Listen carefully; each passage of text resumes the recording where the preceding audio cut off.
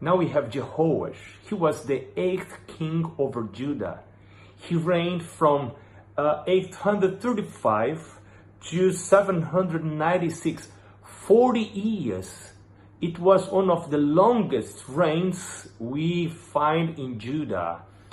And he did very well. He did what was right in the eyes of the Lord during all the days in which Jehoiada, the high priest, was instructing him.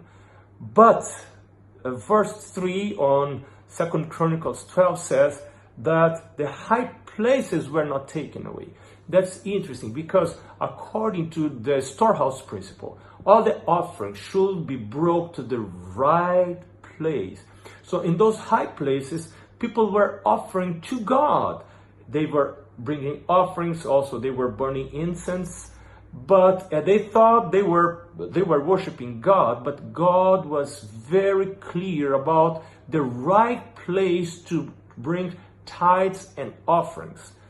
And we believe that the same principle is applied to us today. Ellen White, when comments Malachi chapter 3 verses 8 to 10, she says that this truth that God gave us in Malachi 3, 8 to 10, in which verse 10 God says, bring all the tithes to the storehouse. And she says, this principle is so true today as it was at the time of Malachi, because God has not changed.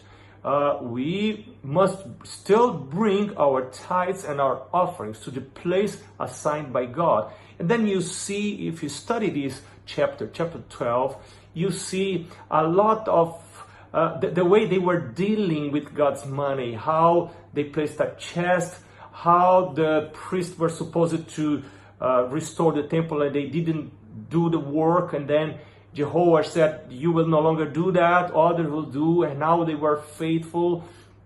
And how the king's scribe and the high priest will come together to count the money. They were not alone. This means they would be accountable. We have deacons in our church. Deacons are not supposed to count the money alone. Go to a room, close the door, and then count the money, the loose offerings. Don't do that. We have here a very good model. Deacons or other people will count the money. They should be at least two of them, two people together, counting the money before the Lord. And they did right. And the last thing I would like to mention about this kingdom is that when he departed from the Lord, when he became to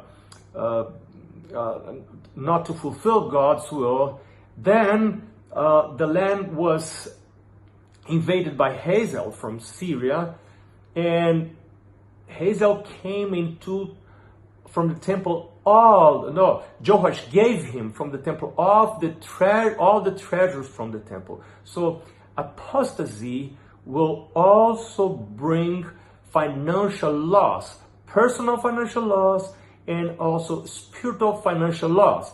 God's work will lose when we are unfaithful in regard to the things of the Lord. So may the Lord bless us and let us be faithful. Let us walk with the Lord. Let us fulfill exactly what God is saying for us to do. And let us be faithful before Him, even in the way we deal with His money in His house. God bless you. I see you tomorrow.